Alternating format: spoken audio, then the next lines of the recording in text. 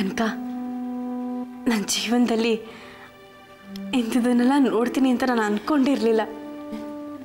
ಅದನ್ನೆಲ್ಲ ನೋಡ್ತಿರ್ಬೇಕಾದ್ರೆ ಯಾವುದೋ ಬೇರೆ ಲೋಕದಲ್ಲಿದ್ದೆ ಅನಿಸ್ತಿತ್ತು. ನೀನು ಚಿಕ್ಕ ಯಜಮಾನ್ರ ಜೊತೆ ಸಿಟಿ ಸುತ್ಕೊಂಡು ಬಂದಿದ್ಯಾ ಅಂದಮೇಲೆ ಕೇಳಬೇಕಾದ ನೀನು ಈ ಸಂತೋಷನಾ?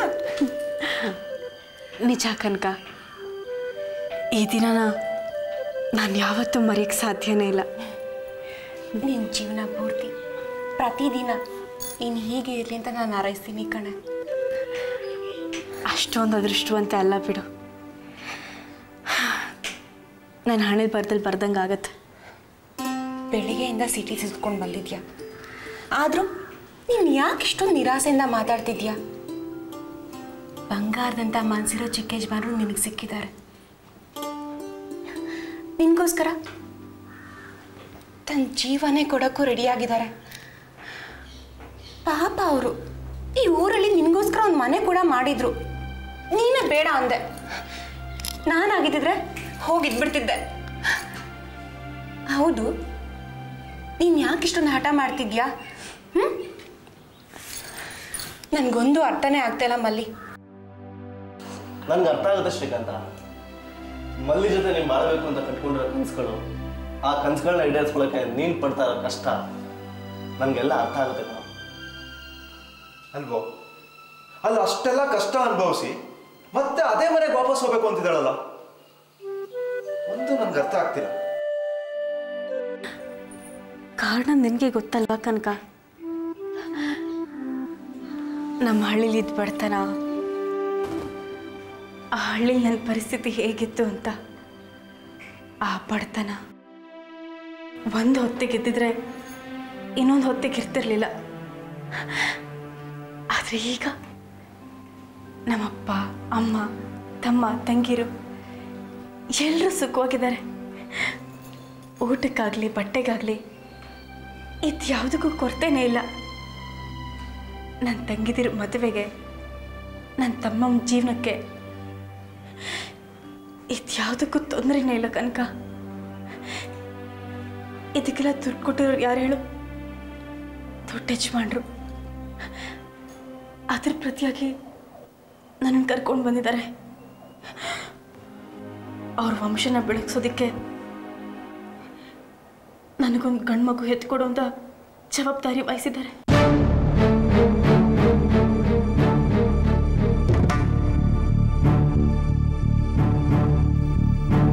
ಹೌದು, ಆ ಮನೆ ಮಗನಾಗಿ ನನಗೆ ನಂದೇ ಆದಂಥ ಜವಾಬ್ದಾರಿಗಳಿದೆ, ಒಪ್ಕೊಳ್ತೀನಿ. ಹಾಗಂತ ನನ್ನ ಮಲ್ಲಿ ಭಾವನೆಗಳಿಗೆ ಯಾವ ಬೆಲೆನೂ ಇಲ್ವೇನೋ?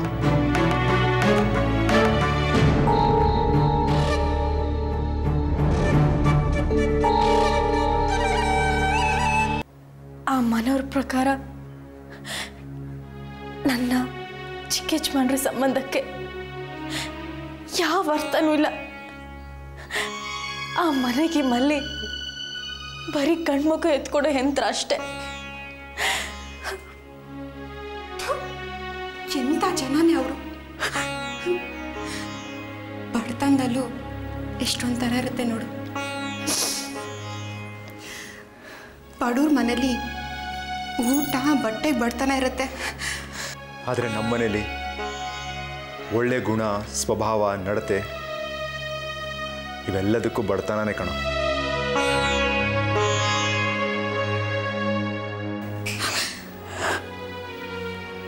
ಅಲ್ಲ, ಇನ್ನು ಚಿಕ್ಕ ಯಜಮಾನ್ರೆ ಹೇಳಿದಾರಲ್ಲ, ಆ ಮನೇಲಿರೋರು ಸರಿ ಇಲ್ಲ, ಕೆಟ್ಟವರು ಅಂತ.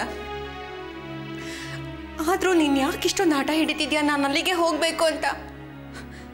ಅಲ್ಲಿ ನಿಮ್ಮ ಚಿಕ್ಕ ಯಜಮಾನ್ರಿಗೂ ನೆಮ್ಮದಿ ಇಲ್ಲ ಅಂತೀಯ, ನಿನಗೂ ನೆಮ್ಮದಿ ಇಲ್ಲ ಅಂತೀಯ. ನೀನೀಗ ಒಂದು ನಿರ್ಧಾರಕ್ಕೆ ಬರಲೇಬೇಕು. ನೀನು ಸುಮ್ಮನೆ ಇಲ್ಲೇ ಇದ್ಬಿಡು. ಇಲ್ಲ ಕನಕ, ಹಾಗೆ ಮಾಡೋಕ್ಕಾಗಲ್ಲ.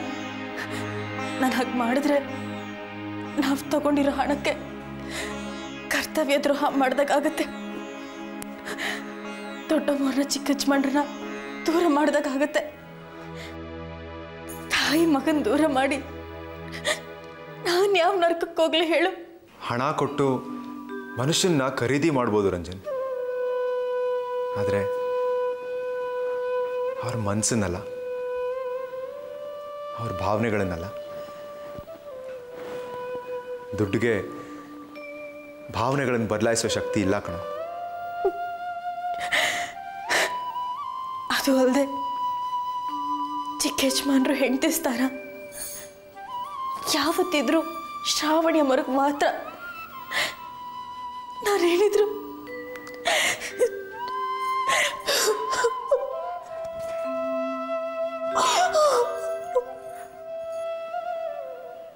ನಿಜ.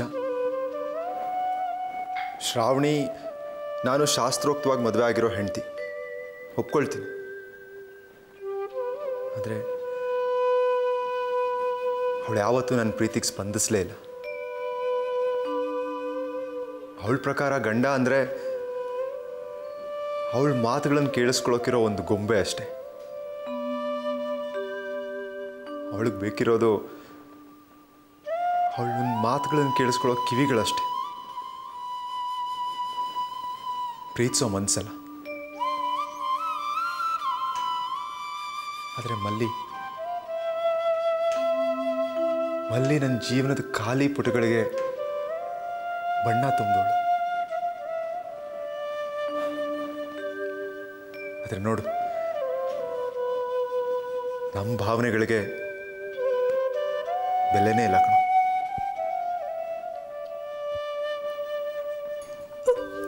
ಅಳ್ಬೇಡ ಮಲ್ಲಿ, ಅಳ್ಬೇಡ. ನಿನ್ ಕೋರಿ ಮಂದಿ ದುಡ್ಡಿಲಿದ್ದಾಗ ಈ ರೀತಿಯಲ್ಲಿ ಆಗತ್ತೆ ಅಂತ ನಿನ್ಗೆ ಗೊತ್ತಿತ್ತ? ನೀನು ಚಿಕ್ಕ ಯಜಮಾನ್ರು ನೋಡ್ಕೊಂಡು ಸಿಟಿಗೆ ಬಂದಿತ್ತು. ಅಕಸ್ಮಾತ್ ನೀನು ನನಗೆ ಸಿಕ್ಕಿದ್ದು. ಈಗ ನಾವಿಬ್ರು ಜೊತೆಲಿ ನಿಂತ್ಕೊಂಡು ಮಾತಾಡ್ತಿರೋದು ಎಷ್ಟು ವಿಚಿತ್ರ ಅಲ್ವಾ? ಹಾಗೇನೆ ಯಾರ ಜೀವನದಲ್ಲಿ ಏನಾಗುತ್ತೆ ಅಂತ ಯಾರಿಗೂ ಗೊತ್ತಿರೋದಿಲ್ಲ.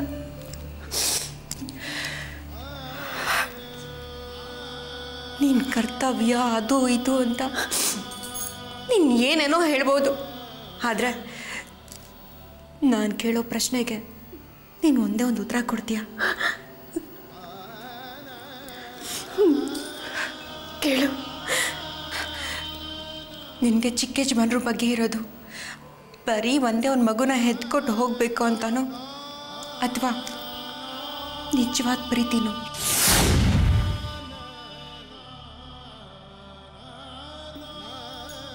ಹೇಳು ಮಲ್ಲಿ, ನನ್ನ ಕಣ್ಣಲ್ಲಿ ಕಣ್ಣಿಟ್ಟೆ ಹೇಳು. ನಿಂಗೆ ಚಿಕ್ಕ ಯಜಮಾನ್ರ ಬಗ್ಗೆ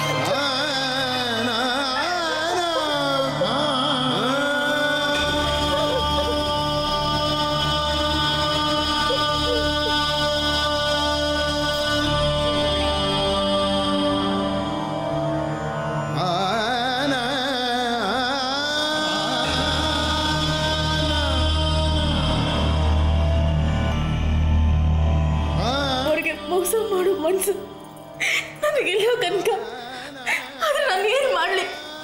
ಯಾಕೆ ನನಗೆ ಹಿಂಗೆ ಆಗ್ತಿದೆ? ನನಗೆ ಯಾಕೆ ಹಿಂಗೆ ಆಗಬೇಕು? ಎಲ್ಲರೂ ಹಾಗೆ ನಂದು ಅಂತ ಒಂದು ಸಂಸಾರ ಇರಬೇಕು ಅಂತ ಆಸೆ ಪಡತ್ತಪ್ಪ. ನೀನೇ ಹೇಳು, ಯಾವ ಚಂದಲ್ಲಿ ಏನು ಪಾಪ ಮಾಡಿದ್ದೀನೋ? ಯಾಕೆ ದೇವರು ನನಗೆ ಶಿಕ್ಷೆ ಕೊಡ್ತಿದ್ಯಾ?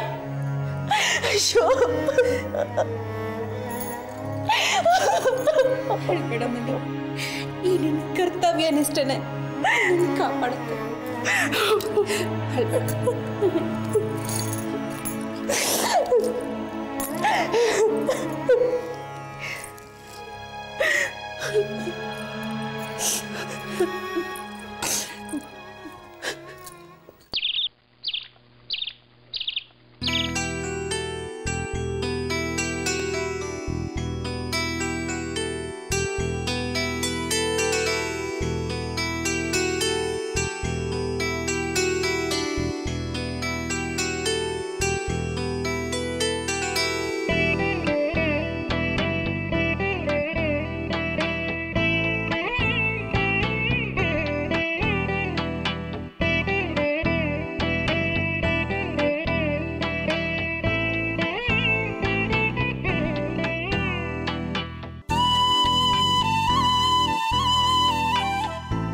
ಇಲ್ಲಿಂದ ಸೀದಾ ಕನಕನ ಮನೆಗೆ ಹೋಗೋದು, ಅಲ್ಲಿ ಮಲ್ಲಿನ ಕರ್ಕೊಂಡು ಅಲ್ಲಿಂದ ನೇರವಾಗಿ ಬಸ್ ಸ್ಟ್ಯಾಂಡ್ಗೆ ಹೋಗೋದು. ಬಸ್ ಹತ್ತಿದ ತಕ್ಷಣ ನೆಕ್ಸ್ಟ್ ನಮ್ಮೂರೇ. ಈ ಊರಿಗೆ ಬಂದು ಇಲ್ಲೊಂದು ಪುಟ್ಟ ಮನೆ ಮಾಡಿ ಇಲ್ಲಿಂದ ನಮ್ಮ ಬದುಕಿನ ಪ್ರಯಾಣ ಶುರು ಮಾಡಬೇಕು ಅಂದ್ಕೊಂಡಿದ್ದೆ. ಏನೋ ಮಾಡೋದು, ಮಲ್ಲಿಗೆ ಅದಿಷ್ಟ ಇಲ್ಲ. ನಾಳೆಯಿಂದ ಅದೇ ಊರು, ಅದೇ ಮನೆ, ಅದೇ ಗೋಳು. ನಮ್ಮೂರಲ್ಲಿ ನಾನೀಗ ಹೋದಾಗ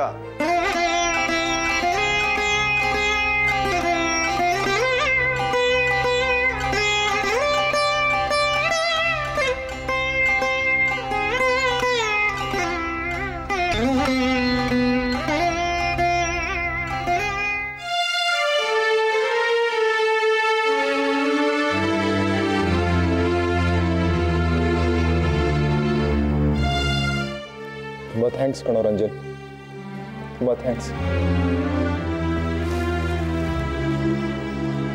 ಥ್ಯಾಂಕ್ಸಾ? ಯಾಕೋ ಈ ಫಾರ್ಮಾಲಿಟೀಸ್ ಎಲ್ಲ? ಫಾರ್ಮ್ಯಾಲಿಟೀಸ್ ಎಲ್ಲ ಅಲ್ಲ ಕಣೋ, ಮನಸ್ಸಿಂದ ಹೇಳ್ತಾ ಇದ್ದೀನಿ. ಯಾರು ಗುರ್ತು ಪರಿಚಯನೇ ಇಲ್ದಿರೋ ಈ ಊರಲ್ಲಿ ನೀನು ನಂಗೆ ಆಶ್ರಯ ಕೊಟ್ಟಿದ್ಯಾ. ಅದಕ್ಕೆ ನಾನು ನಿನಗೆ ಎಷ್ಟು ಥ್ಯಾಂಕ್ಸ್ ಹೇಳಿದ್ರು ಕಡಿಮೆನೇ ಕಣೋ. ಅದೇನು ದೊಡ್ಡದು ಬಿಡು. ನಿನಗಿರೋ ಶ್ರೀಮಂತಿಕೆಯಲ್ಲಿ ಇಂಥದ್ದು 100 ಮನೆ ಕೊಂಡ್ಕೋಬೋದು. ಅಂಥದ್ರಲ್ಲಿ ಈ ಬಡ ಸ್ನೇಹಿತನ ರೂಮಲ್ಲಿ ಇಷ್ಟು ದಿನ ಹೇಗೋ ಅಡ್ಜಸ್ಟ್ ಮಾಡ್ಕೊಂಡಿದ್ಯಲ್ಲ, ಅದೇ ನಿನ್ನ ದೊಡ್ಡದು. ಏಯ್, ಹುಚ್ಚುಚ್ಚಂಗೆ ಮಾತಾಡಬೇಡ. ಶ್ರೀಮಂತಿಕೆ ಇರೋದು ದುಡ್ಡು ಕಾಸಲ್ಲ.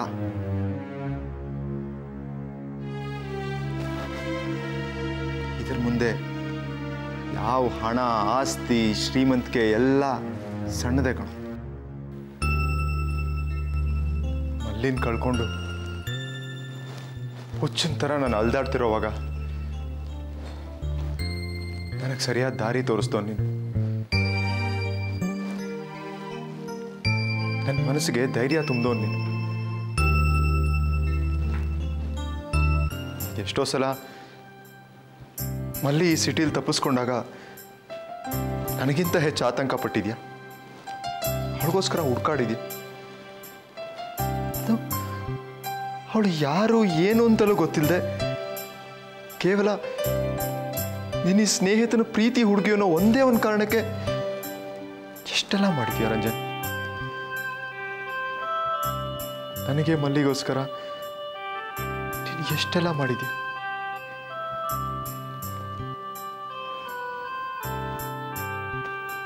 ಶ್ರೀ, ಸುಮ್ಮನೇನೇನೋ ಹೇಳ್ಬೇಡ.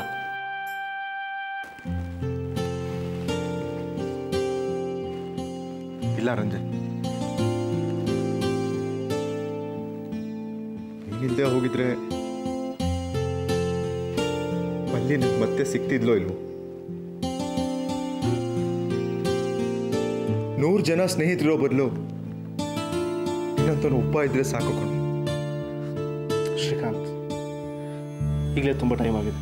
ಹೋಗಿ ನಿನ್ನ ಲಗೇಜ್ ತಗೊಂಡು ಬಾ.